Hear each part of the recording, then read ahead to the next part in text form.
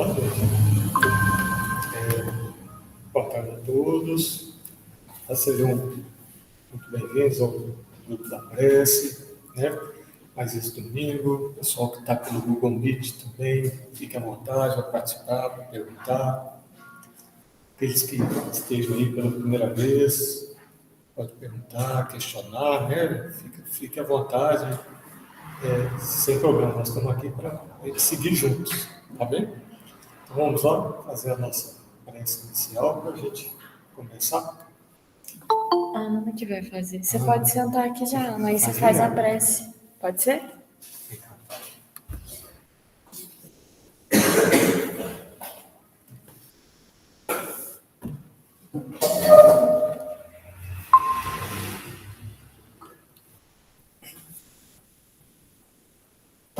Vamos manter nossos pensamentos elevados, de agradecer de antemão mais essa oportunidade de estar aqui presente no Grupo Espírita da Prece, com os nossos amigos espirituais, agradecer por todo o ensinamento que nos será explanado, agradecer pela nossa família, pelo dia de vida, pela saúde. Fique conosco, Senhor, hoje e sempre, que assim seja.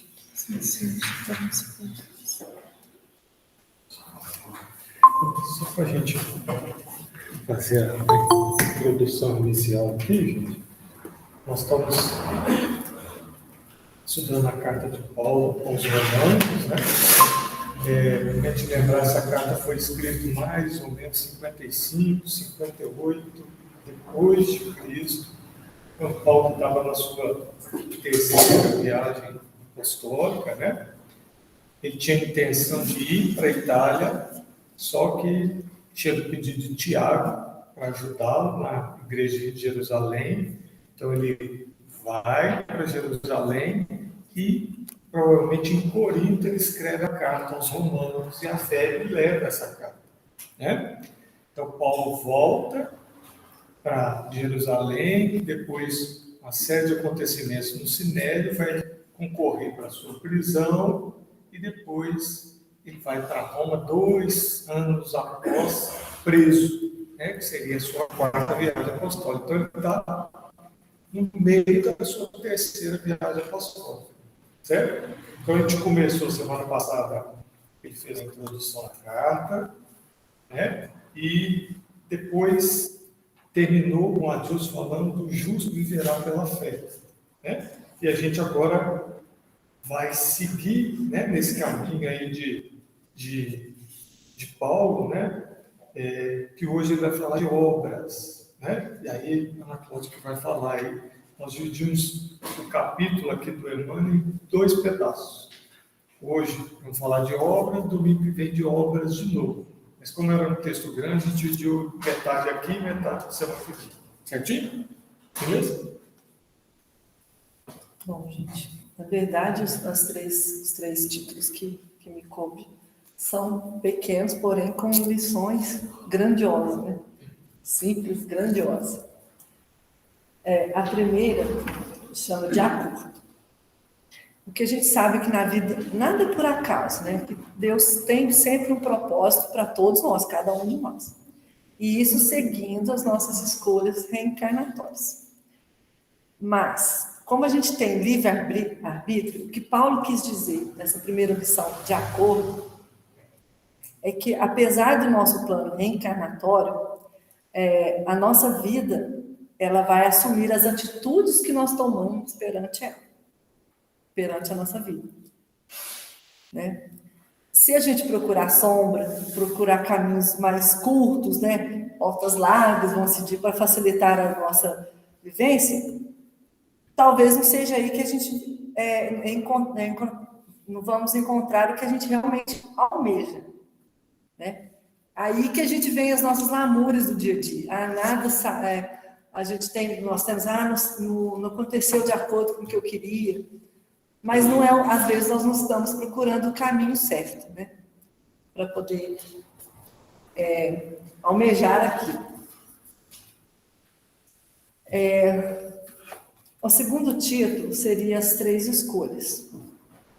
Um discípulo, ele ele apresentou um orientador, ele indagou um orientador perguntando para ele qual lei, nossa, que englobaria todas as leis de Deus. Complicado, né? Mas ele falou direto, a lei do bem. A lei do bem. Entretanto, o que o dicionário fala sobre lei, que eu acho, o que é lei? Lei é uma regra necessária, obrigatória, né? Submeter-se a uma lei, quer dizer, ela nos remete a uma ação. Se existe uma lei, nós vamos agir dentro daquela lei. Mas, aí ele perguntou, mas e no caso nosso, do livre-arbítrio? Que é a lei do bem, porém o livre-arbítrio. O que ele comenta é o seguinte, Deus ele não é punitivo, de maneira alguma. Até mesmo as leis do bem, elas são divididas em 3 opções bem distintas, de acordo com esse texto. Cada um de nós vamos escolher, vai ficar a nossa escolha. A primeira, segui-la, o que nós vamos ter? Nossa evolução. Seria seguir a lei do bem, afim seria para a nossa evolução. Segunda, parar na evolução, estacionar. Por não segui-la, né? Por não seguir. É o que a gente tem muito costume de falar. Eu não faço mal, mas também não faz o bem. Deixa de fazer o que realmente poderia estar dentro da lei do bem para nosso crescimento, né? Moral e espiritual. Ou também, a terceira opção, afastarmos dessa lei do bem, né? Para o caminho do mal, vamos dizer assim. E o discípulo ainda pediu esclarecimento para ele, dessas 3 opções que ele deu. E ele explicou o seguinte, os que servem à lei do bem encaminham para as esferas superiores, que é o que eu falei, nossa evolução moral e espiritual, né?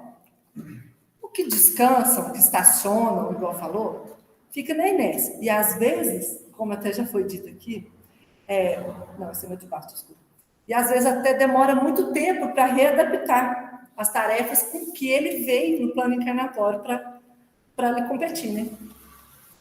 A segunda, que é a pessoa afastar realmente do bem. O que realmente se distanciam do bem, muitas vezes gastam séculos e séculos reencarnatórios, né, presos no princípio da causa e efeito, né? O caminho que para sua própria, até eles aceitarem uma sua própria renovação, vamos dizer assim. Foi essas 3 explicações, né?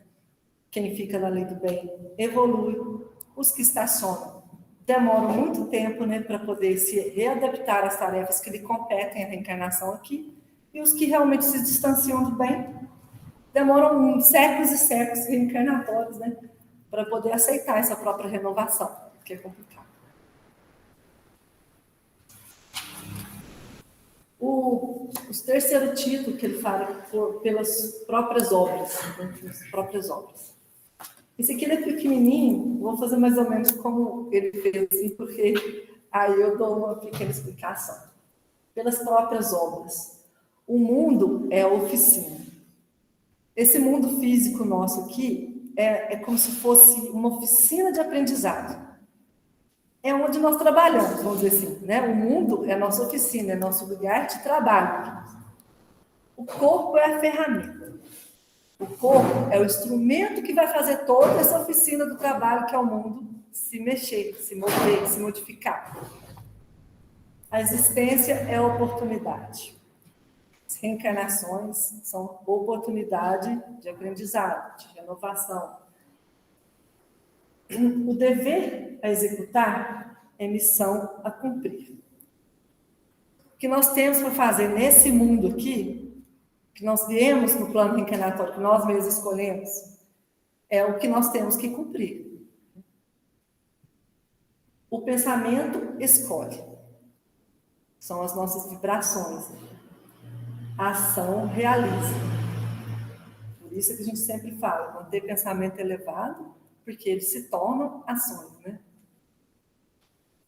Aí o restante, o homem conduz o barco da vida com os remos do desejo, e a vida conduz o homem ao porto que ele aspira. Eis porque, segundo as leis que nos regem, a cada um será dado segundo as suas próprias obras. para mim é que um texto ficou ligado ao outro, né? O de acordo, né? Que fala que a nossa vida assumirá as atitudes que nós escolhemos aqui para ela, as nossas escolhas, que a compilação que ele falou da lei de Deus, todos para nós aqui, é a lei do bem, não tem como a gente até discutir muita coisa, né? E pelas suas próprias obras. A nossa era dada segundo as nossas obras, né? Por isso é que esse texto nos remete a gente sempre manter os nossos pensamentos elevados, nossas atitudes elevadas. É assim que a gente vai, como que fala, crescer, né? Na nossa evolução moral e espiritual. O meu entendimento foi isso, minha contribuição. Pouca, mas...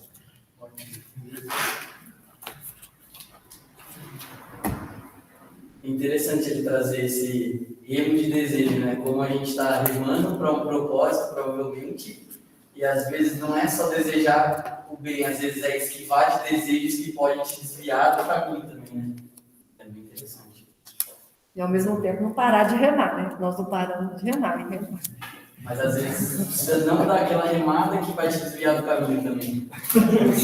E não escolher caminhos estreitos, vamos dizer assim, caminhos mais fáceis, né? Porque as coisas não são fáceis. Ô, Luciano, eu achei na parábola do semeador, tem muita coisa assim, que é parecido com essa leitura de hoje. A gente pode pesquisar, porque eu estava olhando que a parábola do semeador, ela cai bem dentro desse assunto de hoje.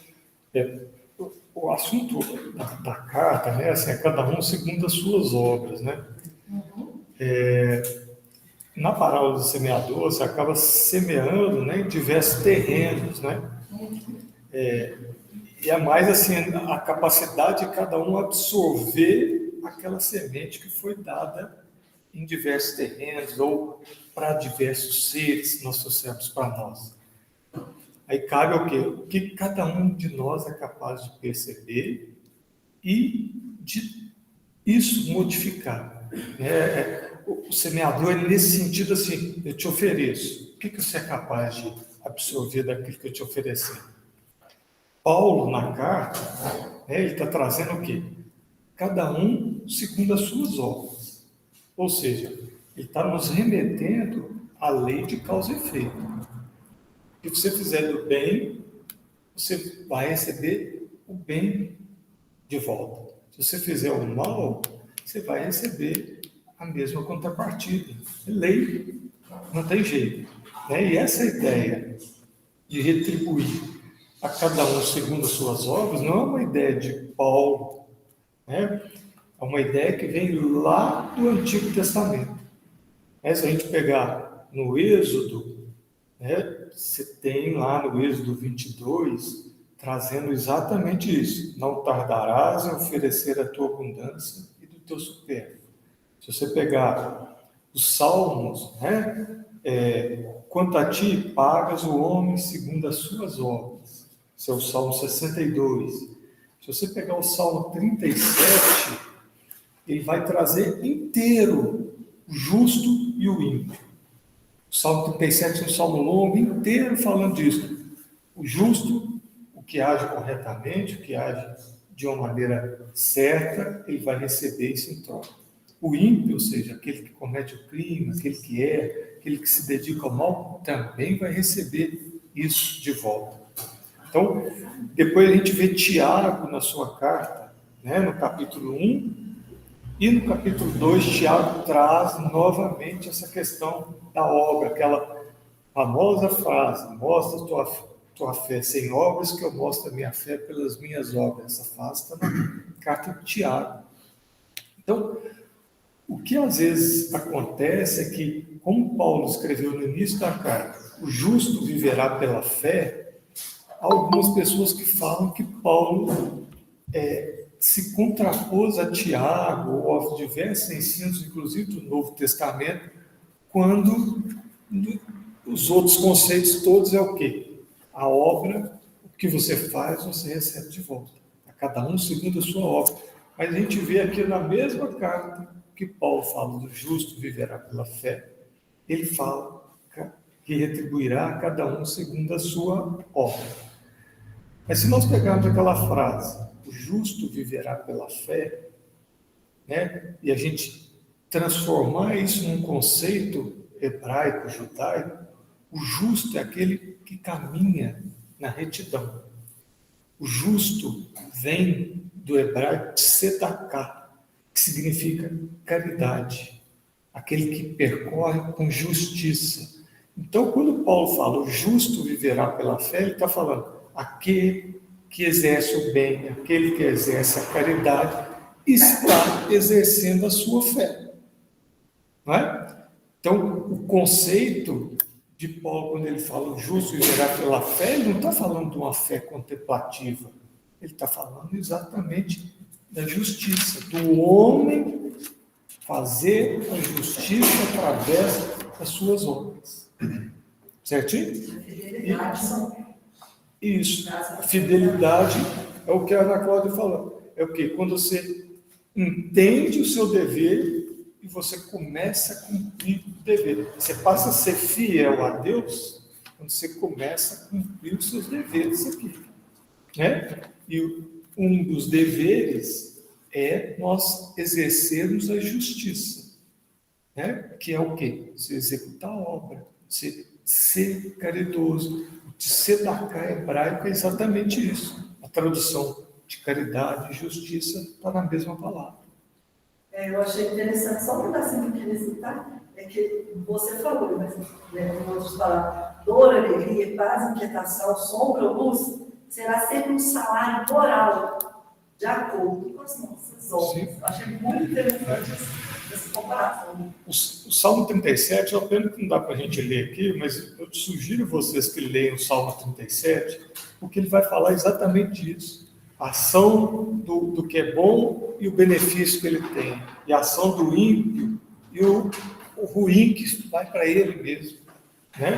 Então, é legal de ler o Salmo, porque é o justo e o ímpio. O Davi vai fazendo essa interposição. Né? Certinho? Tá bem? Então, vamos lá. Então vamos seguir agora no céu e inferno. Nós estamos falando agora dos espíritos sofredores, né? Com a divisão de Kardec, nós já estamos finalizando o último sofredor, e aí depois ele vai entrar em seres especificamente que morreram, especificamente a primeira que ele vai tratar de suicídio. Então, vamos finalizar aqui a Claire, né? Que é a última que nós conversamos, nós vamos ver uma análise de São Luís sobre a manifestação dela. Vamos lá? Então, quem está falando agora é o São Luís, não é a Claire, tá? Não é o espírito que morreu numa situação ruim. São Luís está analisando o que ela falou. Tá bem? Então vamos lá. É na pergunta São Luís, não é? Pergunta São Luís, isso aí. De onde vem que a educação moral dos espíritos desencarnados é mais fácil que a dos encarnados?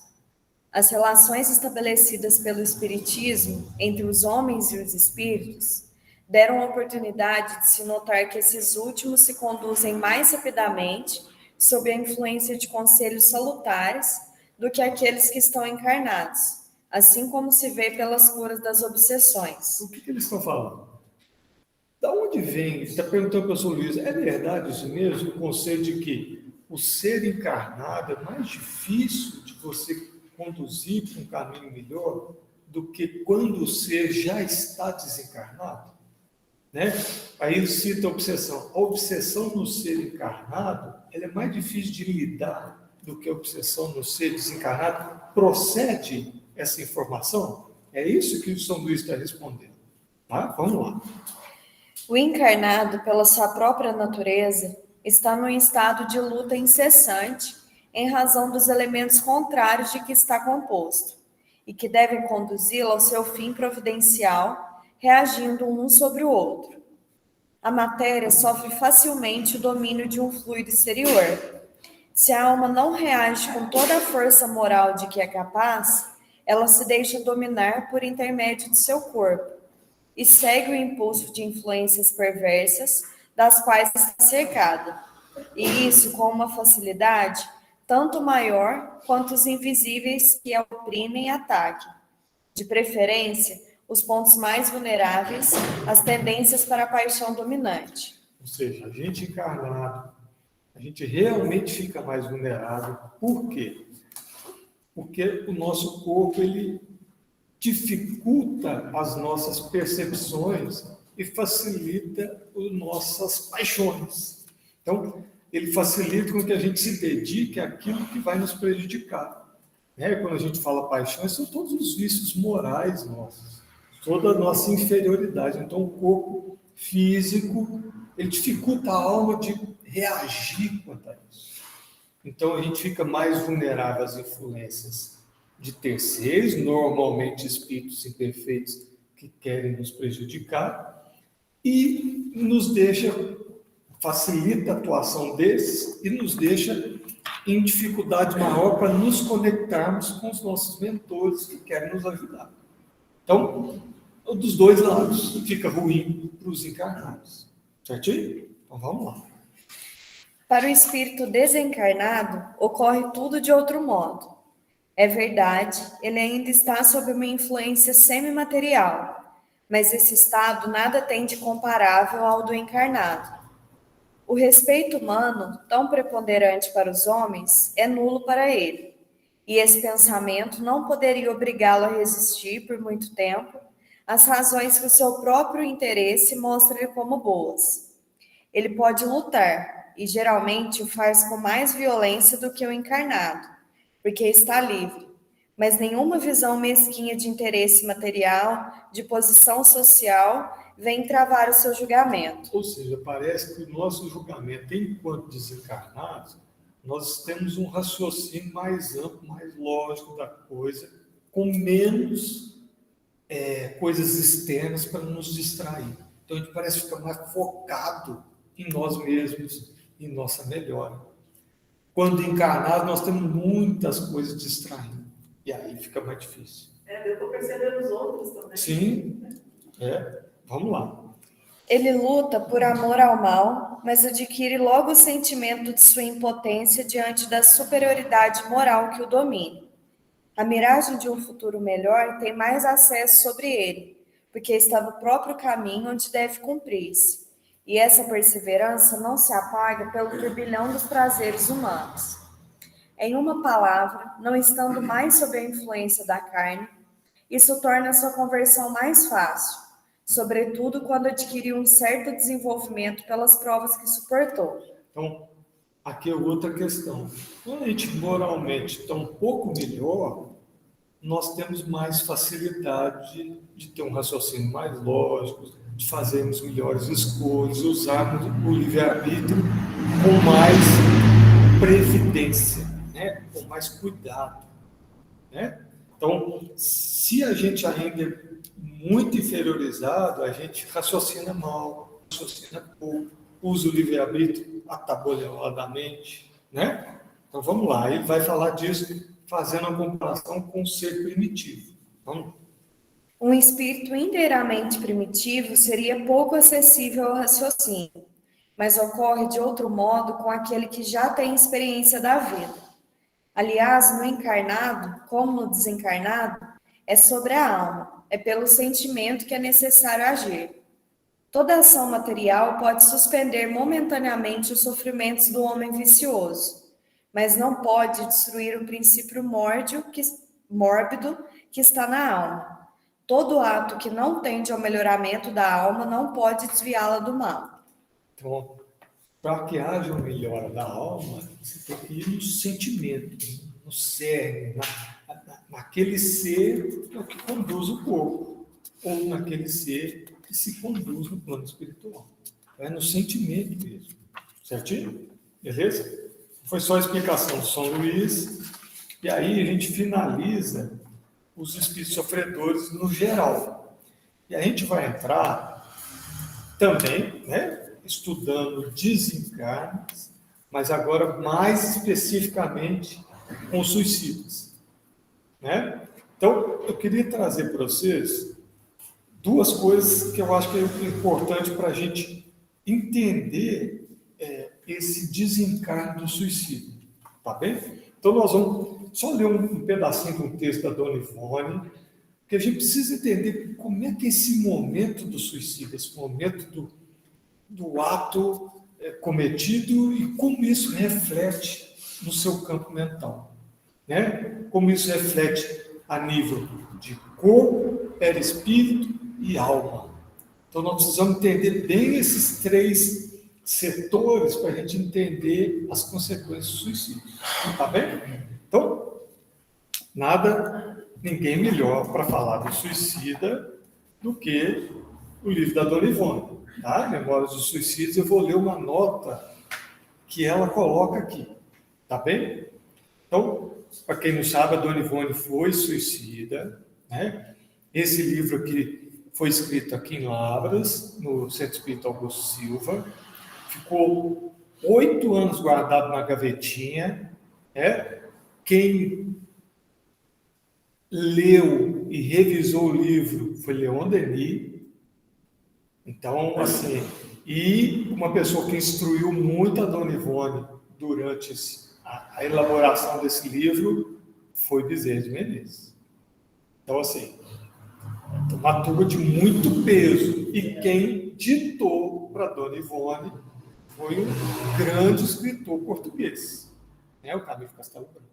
Certinho? Então, espíritos de uma condição técnica, teórica, muito evoluídos, ajudaram na confecção desse livro. Então, é um livro que realmente é aquele livro de cabeceira para a gente estudar suicídio. Certinho? Então, É a história do Camilo, não sabe? É a história dele, a história do Camilo. Luciana viveu na década de 30. Sim, sim. Morava lá naquela rua lá embaixo daquela rua do ferroviário, Sim. casinha muito humilde lá. Sim.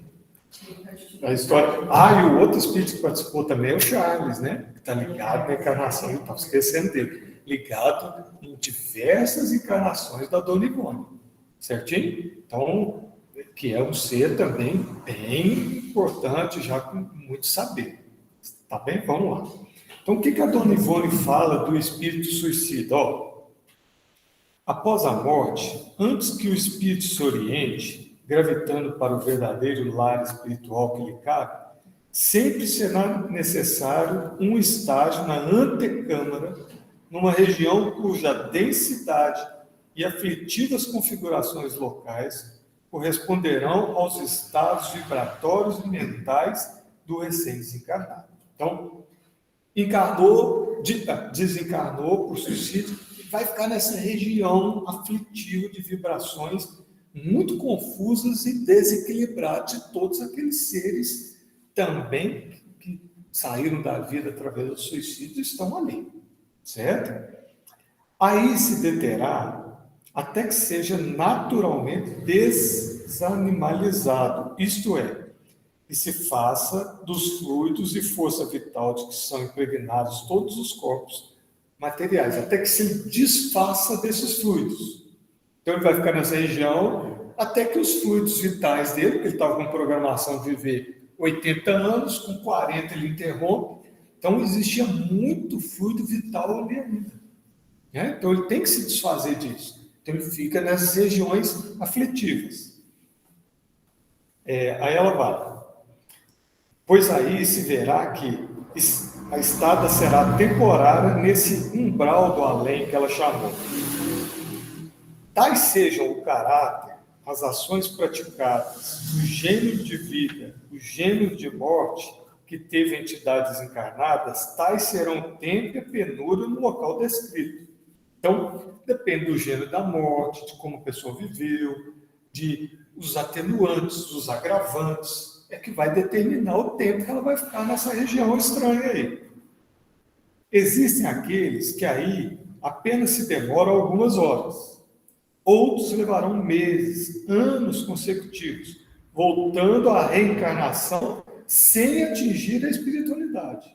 Ou seja, encarnações compulsórias, porque alguns desses seres não têm nem condição de chegar no plano espiritual, tem que voltar para cá em situações extremamente adversas para tentar se equilibrar um pouco. Então, certo? Tratantes de suicida, o caso assume proporções especiais, por dolorosas e complexas.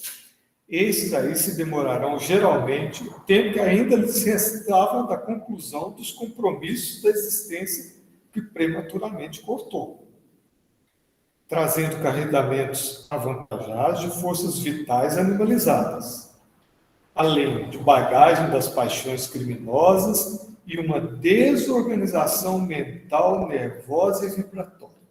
Então, o suicida desorganizado mentalmente, seu corpo mental desorganizado, vibratoriamente completamente desajustado, né?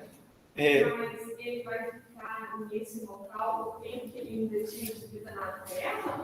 Essa é uma percepção, mas depois nós vamos ver aqui que Kardec vai falar um pouquinho diferente. Eu trouxe aqui, mas é um bom ponto. Porque parece que Isso, mas depois vou trazer aqui no Livro dos Espíritos um pouquinho que não é assim, exatamente dessa maneira. não, aliás, quem está falando isso? A Dona Ivone. A Dona Ivone. Essa aqui é ela, a Dona Ivone que está falando.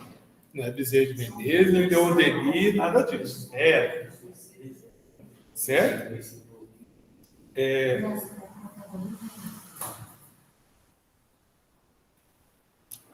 Aí depois ela vai falar só das reencarnações imediatas. Então, mas eu queria trazer aqui o quê? É o desequilíbrio, o desajuste mental, o desajuste vibratório daquele que suicida.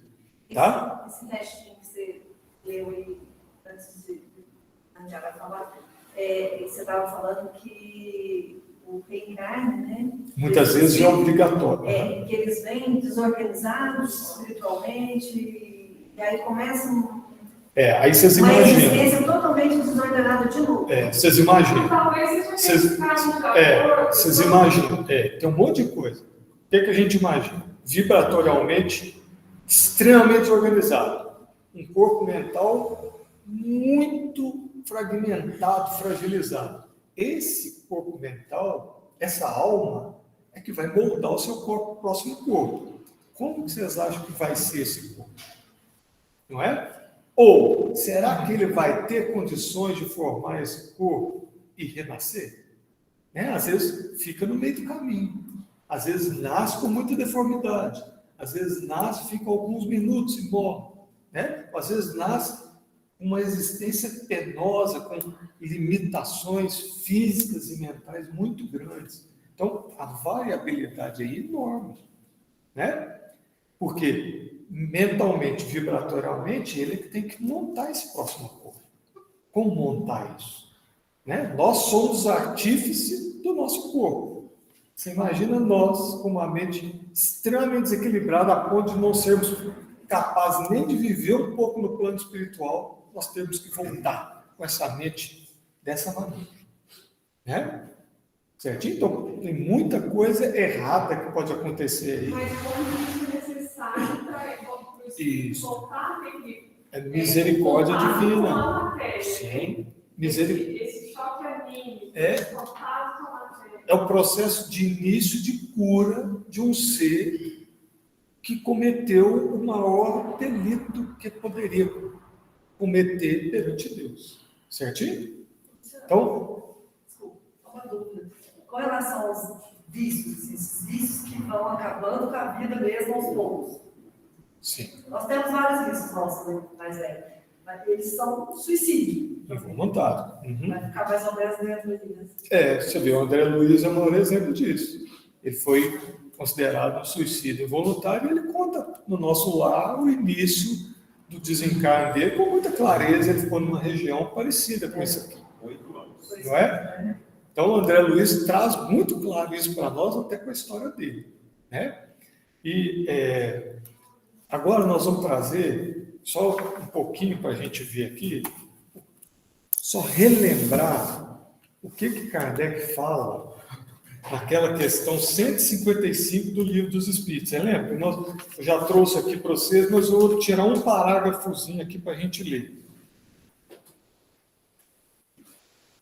Falando dos desencarnes. Kardec está falando da separação da alma e do corpo. Questão 155 do Livro dos Espíritos. Aí tem um comentário dele depois da resposta. Kardec fala: para aqueles, sobretudo, cuja vida foi toda material e sensual, o desligamento do perispírito do corpo é muito menos rápido e dura algumas vezes dias, semanas ou mesmo meses, o que não implica existir vitalidade naquele corpo. Certinho? Então, esse desligamento raramente é desligamento do perispírito com o corpo, raramente é. O laço não é quebrado, ele é desfeito. Certo? Para aqueles seres muito materializados. Materializado. Mas imagina para o suicídio. Isso, aí Kardec fala disso aqui no O final. cordão todo impregnado de energia, né, Luciano? Isso. Ele tira a vida dele, encerra aquilo ali, imagina. Aqui, ó. Isso é excepcionalmente particular em gênios de vida e de gênios de morte, que ele se apresenta em alguns suicidas. Então, essa dificuldade de terminar o desligamento acontece com alguma frequência nos seres materializados. E o suicida, como rompeu essa energia, essa vida no meio do caminho, ele vai ter ainda mais dificuldade de se desencarnar, desse perispírito se desvincular do corpo. Se desvincular do corpo material? Sim, Do do corpo mesmo, corpo físico. Então, eu posso fazer um comentário? Peraí, deixa eu só fazer mais uma coisinha. Aí nós vamos para a questão 164. A 164, o que Kardec fala? Aí, Kardec diz aqui, a pergunta é: todos os espíritos experimentam o mesmo grau e durante o mesmo tempo a perturbação de separar a alma do corpo? Essa é a pergunta. É tudo igual? Né? Kardec, os espíritos respondem: não. Isso depende da elevação de cada um. Aquele que já está purificado se reconhece quase imediatamente. Ou seja, Paulo de Tarso, acordou do outro lado, está tudo certo, vamos para a vida. Pedro, né? Vamos no extremo mesmo para a gente entender. Né? Visto que já se libertou da matéria. Então, por que eles acordam num átimo? Porque não tem nada de material mais, ele não tem que vínculo com a matéria. Certo? Porque durante a vida ele se libertou da matéria. Enquanto o homem carnal, aquele homem material, aquele cuja consciência não é pura, conserva por tempo mais longo a impressão dessa matéria. Então aqui nós temos duas coisas ocorrendo. Uma, desencarnou, o perispírito ainda não se desvinculou do corpo, ainda está se desgarrando do corpo. Esse é um motivo dele manter as percepções daquele corpo físico. Certo? Outra situação, o ser ainda é muito materializado, ele desencarna, está tudo certo, mas mentalmente ele mantém percepções da matéria. Ele vive uma vida material, apesar de já estar desencarnado. Agora, quanto que é uma situação ou outra? Varia isso aí ao infinito. Certinho? Porque o suicida, nós vamos ter essas duas coisas. Alguns, principalmente logo depois do suicídio, seu perispírito ainda vai estar muito ligado ao corpo, então ele vai ter percepções duríssimas, inclusive, em alguns casos, Kardec põe como excepcionais da decomposição do seu corpo, né?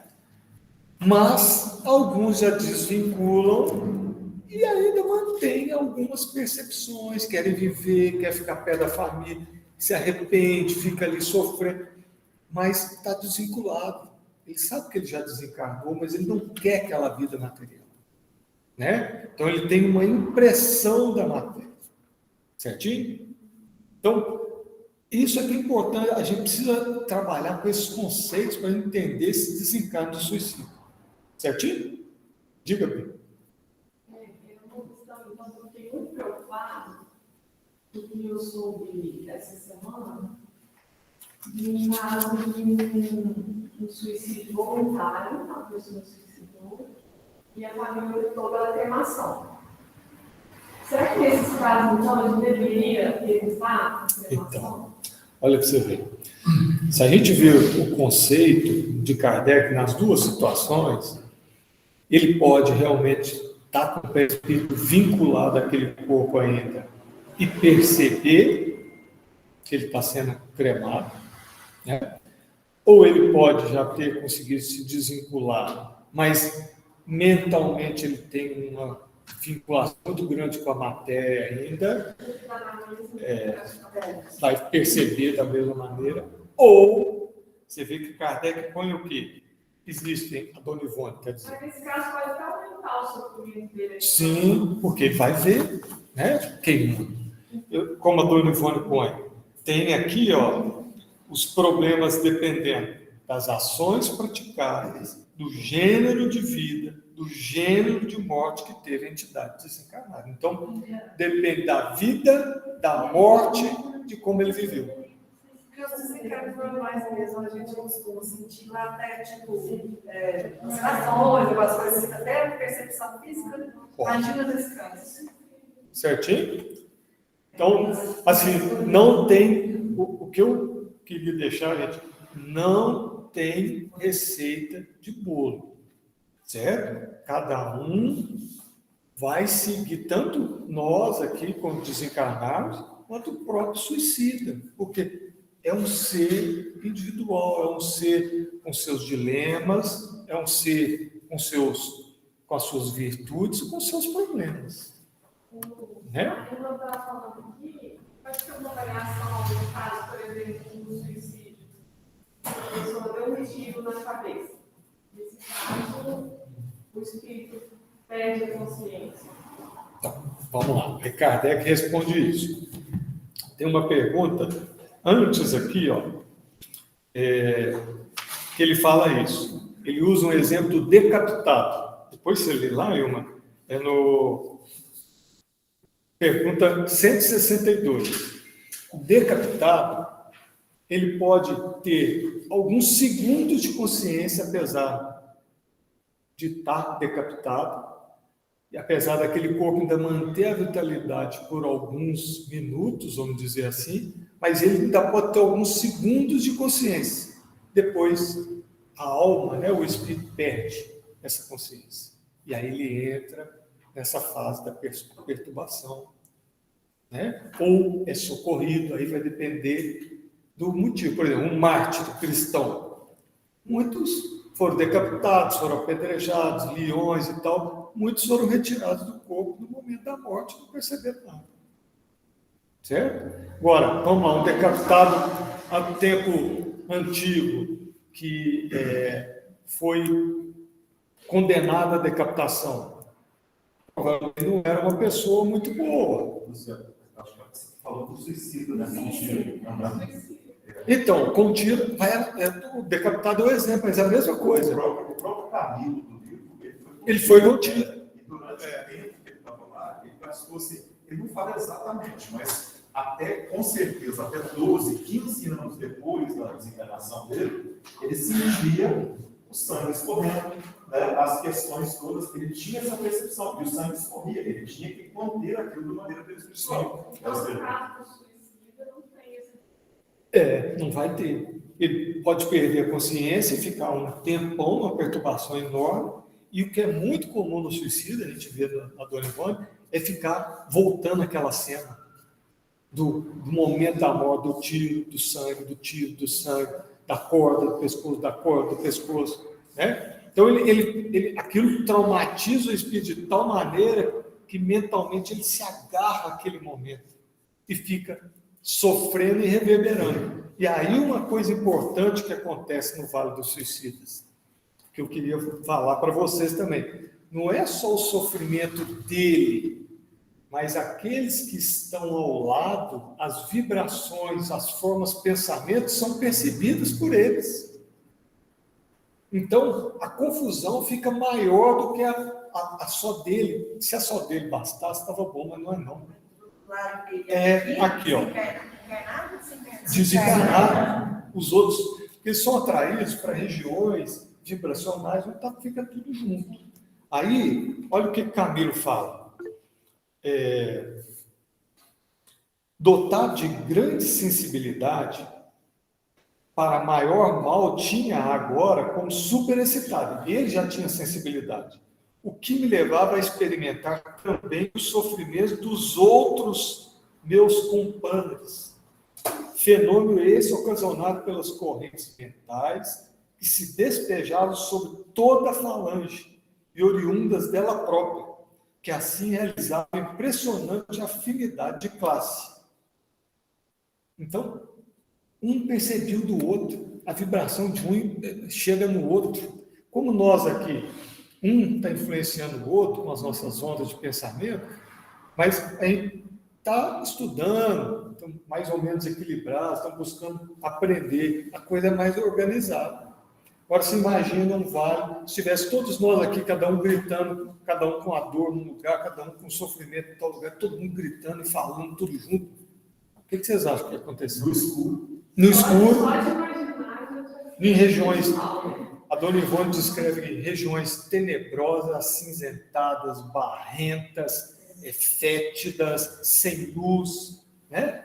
Então, Tem uma frase do Camilo muito interessante, que ele coloca isso, né? Que quando ele chegou lá, todas as sensações materiais, humanas, fisiológicas, todas as sensações deles persistiam. Ou seja, ele mantinha tudo o que ele sentia aqui, lá. Fome, frio, desejo, tudo. Aí, ó, a fome, a sede, o frio enrelejador, a fadiga, a insônia, exigências físicas martirizantes. Ele percebia isso tudo lá. Né? Você acabou de falar, ele está falando dele. Conclusão dele. O espírito do suicida encontra, justamente depois da morte pelo suicídio, aquilo que ele queria fugir. Então, o suicídio não adianta. O Camilo fala o quê? Camilo fala assim, eu queria terminar com o meu sofrimento, mas eu caí numa região de tortura, porque aí o sofrimento aumentou. Vai falar exatamente isso aqui no livro. Fugir do sofrimento para encontrar a tortura. É o que o Camilo fala aqui para a Dona Ivone. Luciano, essa percepção do suicida que ele tem de vibração de outra classe, são suicidas ou qualquer pessoa desequilibrada, desencarnada? Os que estiverem ali, naquela região, na mesma onda vibratória. Tudo que tiver. Isso é um atributo de qualquer um de nós. Sim. Até isso, a gente sente a vibração do outro. Até que Sim. encarnado, desencarnado. Certinho, gente? Deu para... Essa visão foi para isso mesmo, assim, para a gente, porque senão depois nós vamos falar do suicídio e às vezes a gente não entende como é que isso acontece, certinho? Então acho que aqui, acho que vale a pena ler essa questão 155, vale a pena ler a 164, certinho? Dá para a Dona Ivone, né? Assim, é bem legal para a gente entender essa mente do suicídio. Né? Se complementar aquilo que a Pri mandou no chat, em cima do que a Nilma tinha comentado. Um ponto importante é que as sensações depois de desencarnado não vêm do corpo, não sendo necessária a presença do segmento corporal para sentir. Exemplos são os acidentes onde o corpo é desmembrado ou carbonizado, dependendo sempre do nível de adiantamento da pessoa. É a tal da assimilação da matéria. Aquele que tem muito vínculo da matéria, mesmo que não esteja ligado lá, mas ele ainda está com aquela assimilação, ainda tem as percepções da matéria, mesmo que não tenha o perispírito ligado lá no corpo ainda. Aí vem o Raul fala isso. Raul Teixeira. A vida, a morte, é uma libertação para quem viveu se libertando. Sim. E é uma escravização para quem viveu se escravizando, a matéria. né? Ou seja, eu dou muito valor a meu carro, minha casa, minha roupa, minha posse, minha esposa, meus filhos. Ou seja, quanto mais valor você dá às coisas materiais, mais difícil é. É isso aí. Ô, Luciano, Poder? só rapidinho, eu queria te fazer uma pergunta. Porque na hora do desencarne, sem ser pessoa suicida ou por enfermidade, porque o corpo está acoplado, o corpo semimaterial, nas células do corpo material. É muito mais fácil, porque vai estar afrouxando para haver o momento da morte. Agora, no caso do suicida, né, É o rompimento brusco, né? movimento brusco Da vida ainda muito vitalizada. É isso. Vamos lá então, gente? Vamos só começar esse aqui? Você Ou acha não? que a gente Vamos? vocês têm? Vamos deixar para semana que vem? Então, assim, eu só convido vocês mesmo para a gente dar uma lidinha lá. Questão 155, questão 164, questão 165. Só para dar uma relembrada antes da gente começar o suicídio de novo semana que vem. Mas acho que deu para dar um entendimento de que é uma mente desajustada, né, do suicídio. Beleza? Certinho? Então vamos lá. Vamos lá. Livro dos Espíritos. Nós estamos falando da primeira lei moral, tá? Estamos terminando o capítulo da primeira lei moral, que é a lei de adoração. Estamos na questão 670, tá? Então vamos lá, 670, estamos finalizando aqui a lei moral, a lei da adoração, a primeira lei moral, a lei da adoração. Vamos lá. Falando sobre sacrifícios, né? Isso, sacrifícios humanos. Os sacrifícios humanos, feitos com uma intenção piedosa, foram alguma vez agradáveis a Deus? Não, jamais. Mas Deus julga a intenção. Os homens, sendo ignorantes, poderiam crer que faziam um ato louvável, imolando um de seus semelhantes.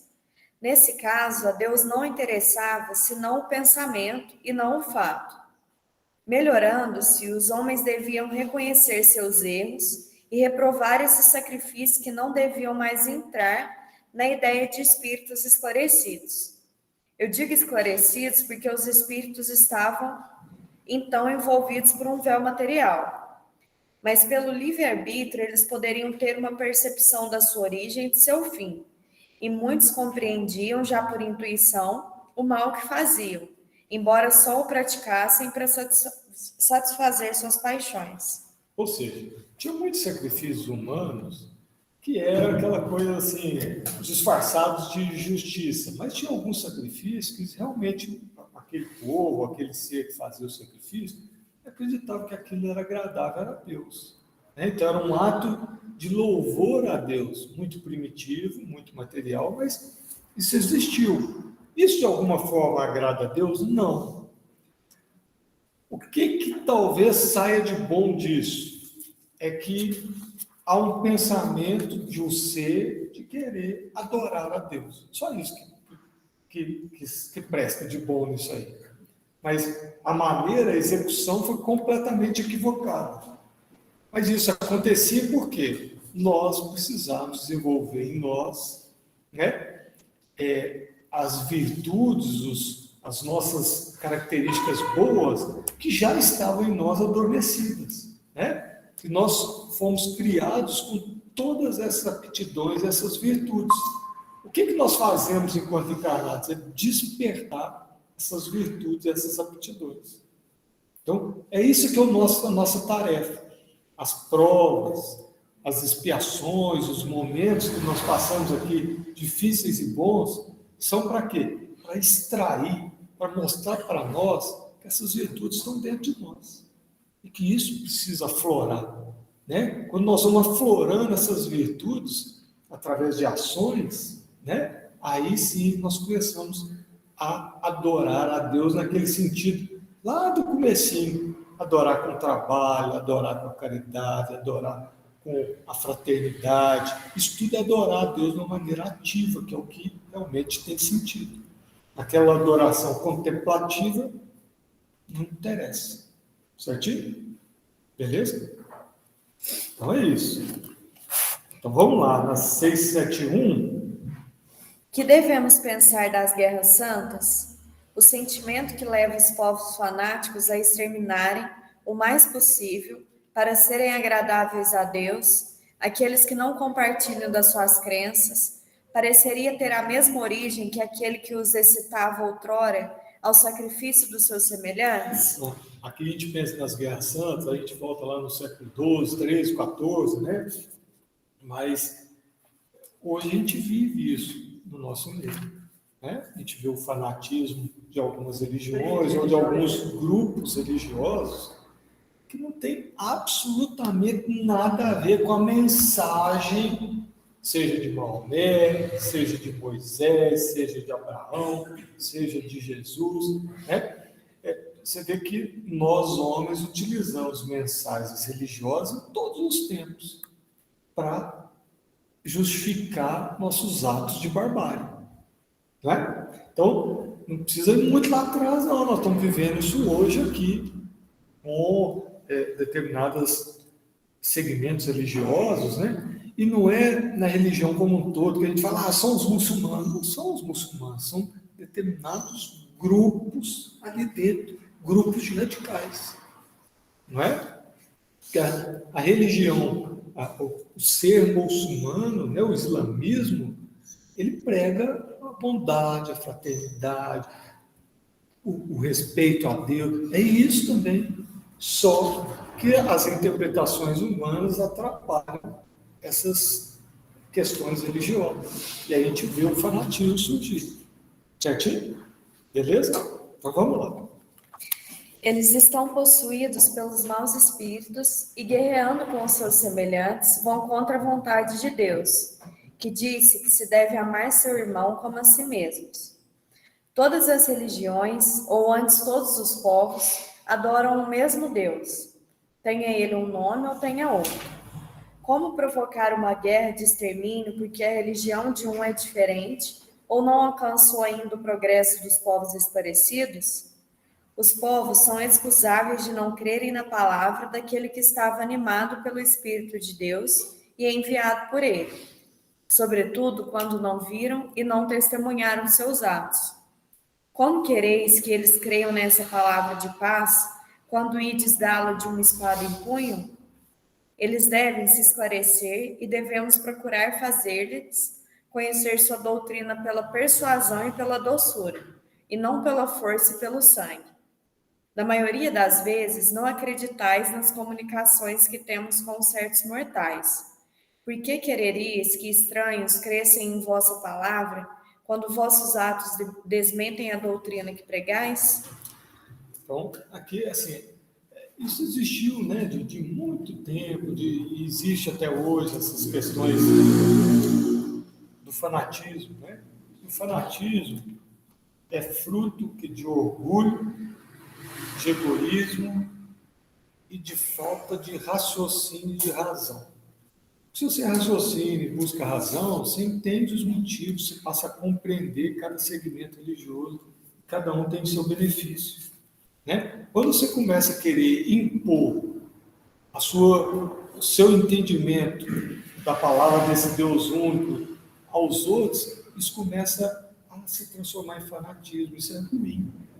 Isso destrói o que seria nos transformarmos, no fundo, em seres mais fraternos, né? Então, essas guerras só se justificam pela ignorância, egoísmo, orgulho e falta de razão. Porque quando você usa razão, acaba o fanatismo.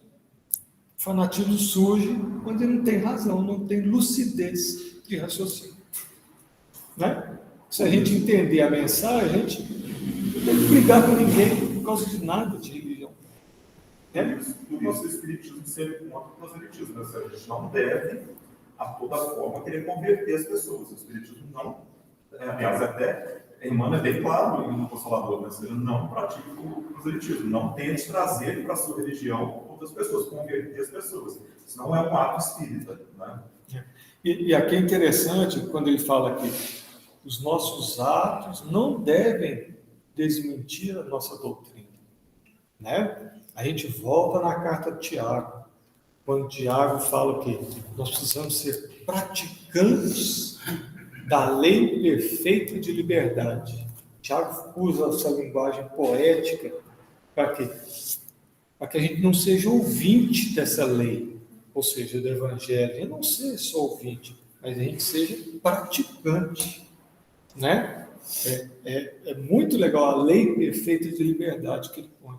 Então, nós pregamos muito pelo exemplo, ou o que a doutrina espírita modifica o nosso ser e as pessoas percebem que nós nos modificamos.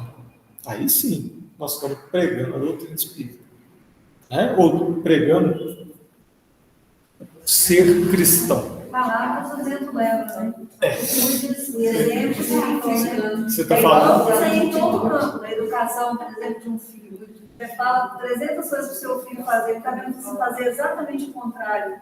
Como é que você quer que ele te siga? E a mesma coisa é a religião. Eu venho aqui, linda, maravilhosa, rezo, e amanhã eu estou lá fazendo um tanto de injustiça. É verdade. E quantas vezes a gente ouve isso? Poxa, a pessoa não sai da igreja, vive na igreja, vive no centro e pratica tudo isso de errado. Então é aí que tem que ter coerência. Aí que é a questão. A gente precisa ser cristão, ser evangelizado. Não precisa ser espírita, católico, protestante, evangélico. Nós precisamos ser cristão. Né? Ou, não sou cristão, mas eu sou um homem de bem. Perfeito, é isso que nós precisamos ser. Porque você fala, não acredito em religião, mas se você é um homem de bem, indiretamente você está seguindo o que a palavra, desde o Antigo Testamento até o Novo, está pregando para a gente. Ser um homem de bem. Certinho? Beleza? Não precisa ter religião nenhuma, nem precisa ser cristão. Certinho? Beleza. Então é isso. Semana que vem a gente volta na 672 e 673, aí a gente termina a lei da adoração. Tá bem? Então vamos lá. Vamos finalizar aqui. Finaliza aqui, Adilson.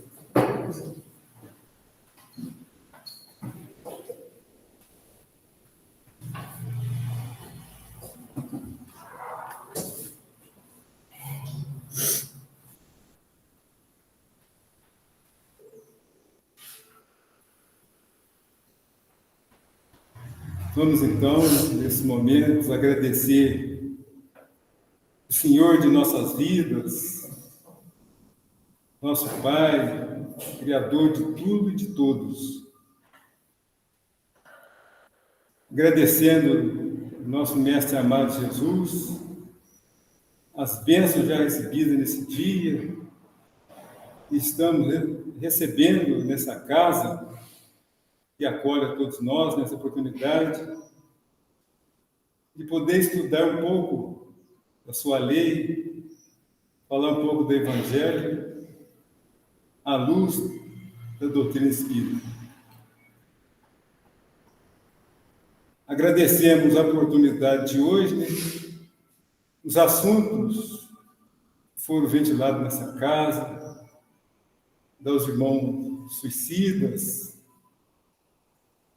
mercê da misericórdia do Pai, ninguém sofrerá no inferno eternamente. Tudo tem seus agravantes e atenuantes.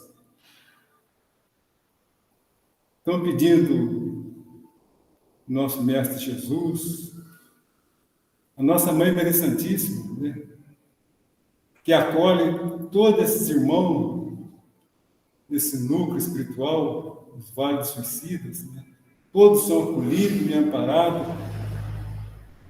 Então, vamos vibrar para todos esses irmãos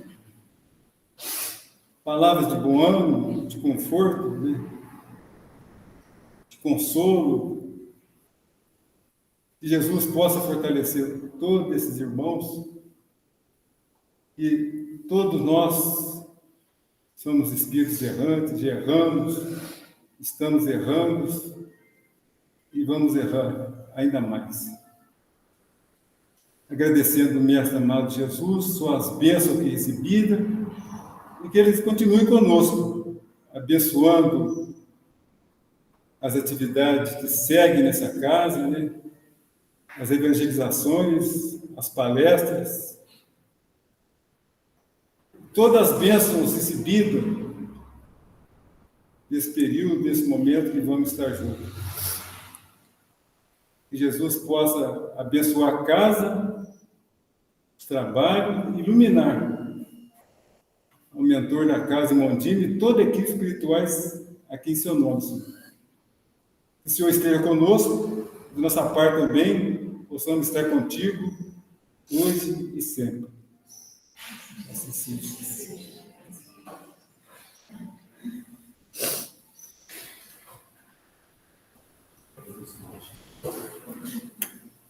Gente, vou só.